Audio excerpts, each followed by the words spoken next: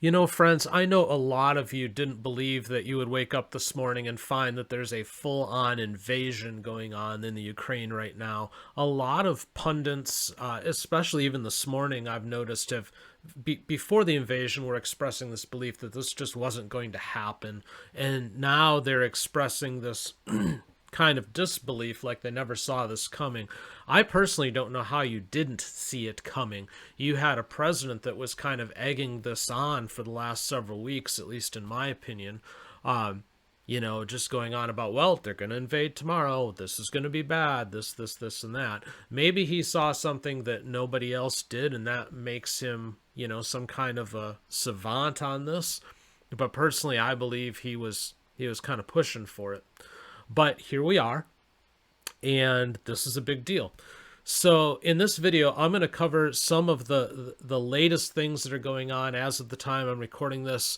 I'm going to get into a little bit of the why as well, that I think Putin is making this move and kind of the dangers of it. We did a live stream last night briefly, and one of the questions we asked was the why now. But I've got some more expanded thoughts on that than what I was able to share last night, so I'm going to get into that.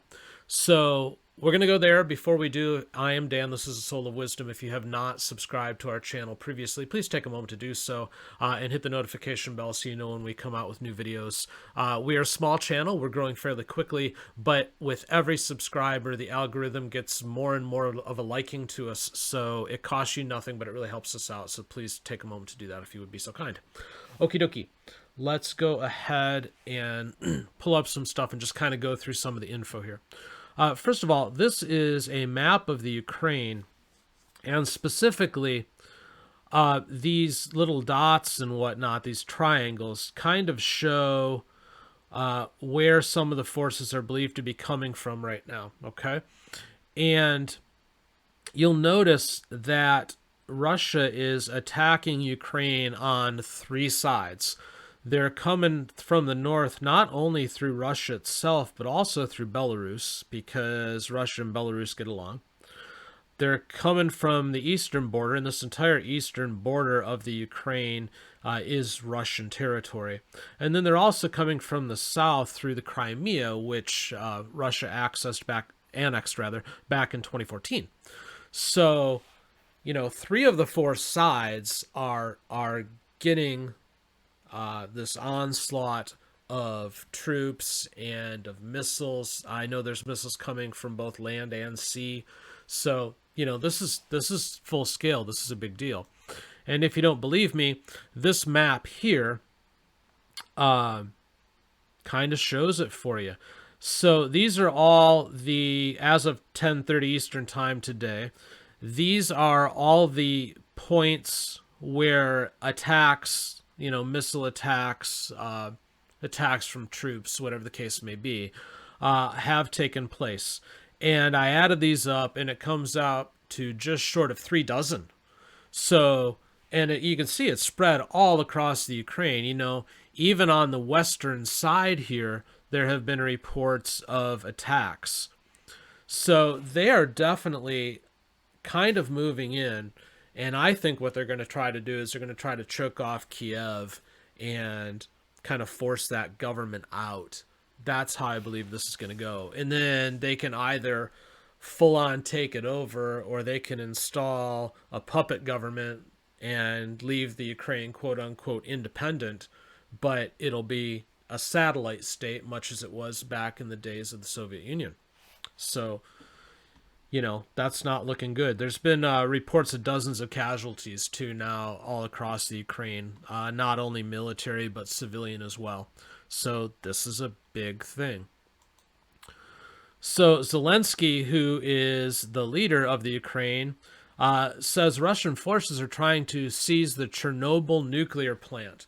Now, he has ordered his troops to defend that position, and that one is really perilous. Now, I don't know if you know anything about Chernobyl beyond the incident from the 80s when they had the meltdown, which was obviously severe. But they built this sarcophagus over that meltdown melted down plant. There we go. And it's supposed to contain this thing for at least the next 100 years while they work to clean it up and find better solutions. But the fear here is if there's fighting and that thing takes any kind of damage, if they damage the superstructure that's containing this thing, then you have the ability to have, nuclear dust, radiation, things like that start to proliferate across the region as the wind and the weather carries it. And then the next thing you've got polluted land all over the place. So, but the thing too is that plant is fully decommissioned now. It's not in service. There was 3 other reactors. There's 4 total there, and the 3 other reactors, even after the meltdown, continued to run until recently. But now it's all shut down. So I'm honestly not certain if Russia's just looking to march through there to continue their march, or if they're looking to do damage to that thing, or at least the threat of it, so everybody panics, or if they're looking to fire those plants back up again. Any of it isn't good, no matter how you look at it. So that becomes a problem for us. Going on in Russia right now, this tweet from Kevin Rothrack. A handful of anti-war protesters have gathered outside Ukraine's embassy in Moscow, and they're arrested. And you can see this photo here of this nice lady being put into a police van to be hauled off. Not that this should be any kind of a surprise at all. Putin rules with an iron fist. He's not going to put up with any kind of dissension in the ranks, that's for sure. So they're going to quiet things down in Russia. There have been reports of a lot of people who are standing up against this. I believe it was a Russian fighter, forgive me, I forget his name, but an athlete in Russia who was one of the first to come out and say that he's not in favor of this. And, I wonder how long before he disappears, but we'll see, right? What else do we got going on? This from Yahoo News. EU says Putin's ominous threat to those who hinder him marks a, quote, critical moment.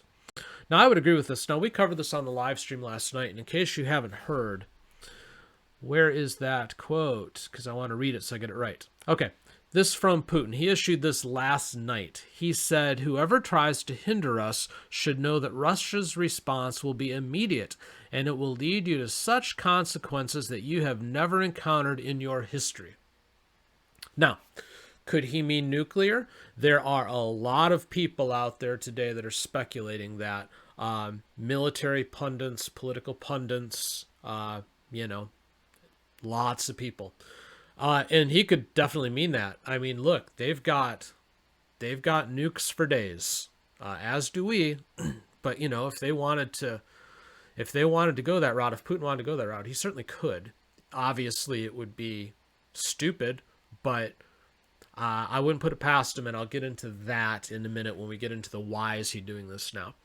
But the other thing, and this is what the FBI is warning against this morning, is the possibility of cyber attacks. So we know that we have vulnerable infrastructure grids, like our power grid, for example, our banking, things like that. These things have been attacked before. And Russia is one of the leaders when it comes to cyber attacks. They're really good at what they do. So he could very well just potentially, hack into a country's power grid and shut it down. So I think, honestly, of anything, at least here in the United States, we're very isolated as far as our territory goes, obviously. And it would be stupid for anybody to attempt to infiltrate us, or to attack us rather directly, because as the saying goes, there's a gun behind every blade of grass in the United States. And there's some truth to that. But there's nothing that would stop the Soviet Union. They're acting like the Soviet Union, aren't they? It's so easy to call them that right now because of the way Putin's behaving. There's nothing that stops Russia from doing some kind of a cyber attack and really crippling us. What would happen if they shut down the power grid in a major portion of the United States? What would happen if they took down Chase Bank or Capital One or something like that, one of these major banks? how screwed would we be until it got fixed? The answer is probably a lot. And that's certainly within their capability to do it. So we'll see. But this article also goes on that, EU is going to work on these new sanctions, and they're going to have like super sanctions against Putin to kind of cripple him. And again, I'm going to get into that in a minute because I don't think it matters. But Biden, in cooperation with his European Union friends, says he's going to impose additional sanctions on Russia now that the assault is underway. So he said, I believe it was yesterday, that there were some sanctions that they were holding back just in case this happened. His double super secret sanctions, right? So he now wants to move forward with that. Okay. So first, let's get into why I don't think this matters, these sanctions. First of all, this is an article from the GB News in the UK. And it's a big, long article, and I'm not going to get into it fully. But there's a U.S. hedge fund manager, Bill Browder, and he estimates Putin's net worth alone to be $200 billion. That's billion. Okay? That would easily make him the richest man in the world. If not within the top. I think Musk is somewhere around like 80 billion, and I think Bezos is somewhere in the same area. So Putin would blow that out of the water if my math is correct. You can fact check me on that, but I'm pretty sure I'm right. But the question is, how did he get this wealth? And the article goes on to talk about this Russian guy who is worth 15 billion, and he was arrested and all of his assets were seized. And then the belief is that Putin made a deal with him where he can give Putin 50% and he can keep the other 50%, or Putin can just take 100% and the dude can go to jail. So, he kept his 50 and gave Putin 50. So if this theory is true, and this has happened multiple times, then that's how this man has accumulated his wealth. He's raped his country. That's the bottom line. He's stolen from his own people. But doesn't that make him a little bit loony, a little bit crazy, a little bit dangerous? I think it does. And here's why. Okay? How long has Vladimir been in power? Well, he's been in power one way or another since 1999. This is 2022. That puts him 22, 23 years, depending on how the dates line up, right? Okay. So he had one quote-unquote break from 2008 to 2012 when Dmitry Medvedev was the president. But at that point, Putin was prime minister. And there were reports at the time, and undoubtedly they were true, that he had structured the government in such a way that he was still in charge, even because at that time he wasn't allowed to be president anymore. So they had to put somebody else in place, but he was still running the show. And then they changed things, and then in 2012 he came back in, and he's now in his fourth term as president with a little bit of an interruption where he was only prime minister. But in essence, he's been running this country for 22, 23 years now. Okay? Here's where that becomes a problem. I think you're foolish if you don't call what Putin has and what's going on in Russia a dictatorship, okay? There should be no doubt in your minds that that's what this is. Now, whether or not it's a military dictatorship or a single-party dictatorship or what they call a personalist regime, where it's like one guy kind of handling everything, you could probably make an argument for how you want to label any of that. But in any case, the time frame for that regime, for that dictatorship, is running out. All right. This, according to Wiki, Barbara Geddes, calculating the lifespan of regimes between 1946 and 2000, found that military regimes stay on average in power for 8.5 years. The personalist ones, where there's like one person kind of handling everything. So think like North Korea, where Kim Jong-un just does everything, okay? They, on average, last 15 years, and the single party regimes, they last on average 24 years. So, no matter how you calculate this, if you go on the law of averages, Putin's time in power is starting to run out. And quite honestly, that has the ability to make him desperate, to make him crazy, to make him believe that this is the time to make his move, right? Because he may be crazy, and it's certainly looking that way, but I don't think Putin's any dummy either. I really don't.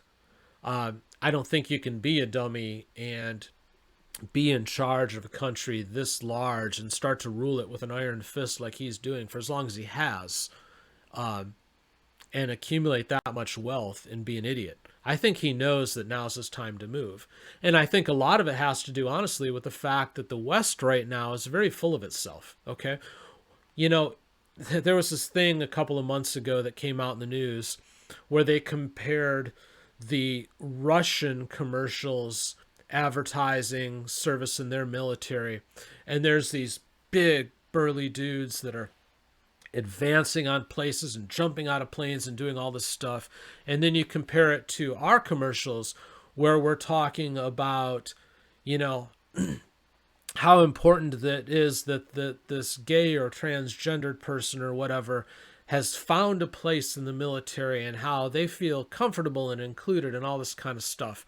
So our military is going soft and woke, while his military is all about, we're going to go fight for Mother Russia. But it's not just our military. It's happening all over the world, in the Western world anyways, where we're getting softer and softer. And it's that maxim of good times making weak men. Okay? We've had good times now for a long time, and it's time for that to turn, because when you have weak men, they make bad times. And if you look at history, this kind of happens on an 80-year cycle. Well, what happened about 80 years ago? World War II. What happened 80 years before that? The Civil War. What happened 80 years before that? The American Revolution. So the turning is about, it's about time for that. It's about time to have some strife, time to have some conflict. And I'm sure from Putin's standpoint, he's looking at this going, yes, now is the time, because the West is soft. And I'm sorry, I love my country. I wouldn't like to think that we're soft, but you can't look at where we're at now and think anything different. I don't have it pulled up at the moment, but there was a picture of Biden in the Situation Room this morning, and everybody around him's wearing a damn mask. Okay? We're in the middle of a potential international, well, it is an international situation, but one that has the potential to drag us in, which I'm going to get into here in just a second. And we're still doing mask theater for a bunch of people that have been vaxxed so many times that half their body weight is the damned vaccine. But this is the softness that we have. We're concerned about all these social issues. We're concerned about how we look. And this is what's happening in the meantime. We're coming across as weak. He's doing his thing. Okay. So let's take a look here at this map that I have pulled up. Here's why this is bad, what's going on in the Ukraine. Okay. All these blue countries, all right, this is NATO. And that also includes us in Canada. Okay. So where I've got my cursor hovering over right now, that's the Ukraine. And up above that is Belarus, which is friendly with Russia, at the very least. Okay. So if Putin is successful and he takes all of the Ukraine, then all of a sudden his territory, if you include Belarus, which again seems to be friendly with him, 1, 2, 3, 4, 5, 6, 7 countries, well, 8 if you include Turkey down here. So 7 or 8 countries immediately that are part of NATO immediately butt up against his territory. So what we have then is a standoff. You have a border of potential conflict, okay? You have, in essence, a very clearly defined Iron Curtain, as it used to be. I mean, Ukraine was serving as a little bit of a buffer between much of NATO and Russia. And part of this is, you know, Ukraine has toyed around with the idea of whether or not they want to be in NATO, and NATO has toyed around with the idea as to whether or not they'd let in the Ukraine. And Russia's going, oh no, you can't get that close. So that's part of Putin's reasoning to go ahead and take this. Personally, I think, again, since he's potentially in the death throes of his dictatorship, that he wants to try to rebuild as much of the old Soviet Union as he can before he goes. But if he comes in here and they're suddenly butt up against all of this NATO territory, then we have a problem. Because if he marches in from the Ukraine, he's got direct access to Poland, Slovakia, Hungary, and Romania. Okay? He marches into any one of those, and Article 5 of NATO is triggered, and we are obligated to help. We're in. At that point, he marches into any of those, and we are actively in a hot conflict. And we've got troops in Poland, and I believe we've put some stuff in Romania, if I remember correctly. I think it might be aircraft there. Don't quote me, fact check me on that. But we've built up some forces along here. And any one of these, if he goes, we have to be in per our treaty. And at that point, then what happens? Well, obviously, you've got a hot conflict now, but you have a conflict where we become involved in. And the other X factor here that's going on, and don't believe for a minute this isn't happening, is China's on the sidelines cheering this on. Because the more and more we're committed here, the more and more we may get involved, the more and more we may have to get involved. That distracts attention from the fact that they want Taiwan. And they want Taiwan because they've always believed it's theirs. And in addition to that, Taiwan is where the vast majority of the computer chips in everything that we're doing nowadays are made. They're made in Taiwan. If they get Taiwan, then they have massive control over technology. Don't think for a moment they want that. But if we're busy over in Europe, that can very much open the floodgates for them to just go ahead and go. And then what happens? We potentially have conflict going on two fronts. And have we seen that before? Yes, we did. We saw it in World War II, where we had European and Western Pacific conflict. And we're right back there again. That is my fear. I think Putin is crazy enough at this point that he's willing to go all in, and he's showing that. I think if he goes any further, we're going to be forced to get involved. And I think he'll continue to press, because these sanction things, he don't care. He's rich. He's already materialistically handled, and I don't think he gives a damn about his people. So it doesn't matter to him. It really doesn't. He wants control, and we can put sanctions in all day and it's not going to do a thing. So ultimately, unfortunately, I don't think the sanctions matter. I believe that the Ukraine is going to fall, but then the question, and it'll fall quickly too. I think this is a matter of days, not a matter of months. But then the question becomes, what's next? Because then at that point, he's butt right up against, these NATO lines. And if he tries to cross one of those, we're in. But then potentially you've got the stuff going on with China and Taiwan too. And then we're divided, and then we're right back into the thick of where we were 80 years ago. Only this time we have very weak men who will be making for hard times trying to defend, and I'll be curious to see how that goes. I'm going to go ahead and leave it there for now. I would like to know your thoughts in the comments. Please do let me know what you think about what's going on in Ukraine. Do you share my fears that this thing could escalate and become a real problem for us? What do you think Putin meant with his threat of how did he put it? Problems like you've never seen before. However, do you think his threat was nuclear? Do you think he's thinking cyber? Do you think he's just blowing steam? Be curious your thoughts, but let me know. We'll probably continue to cover this as events warrant. I don't think we're going to be off of this anytime soon. But again, if you haven't already done so with this channel, please do like and subscribe. And please share this if you found what I had to say of value. That also helps us out greatly. I appreciate your time, and until the next time I see you, thank you for watching.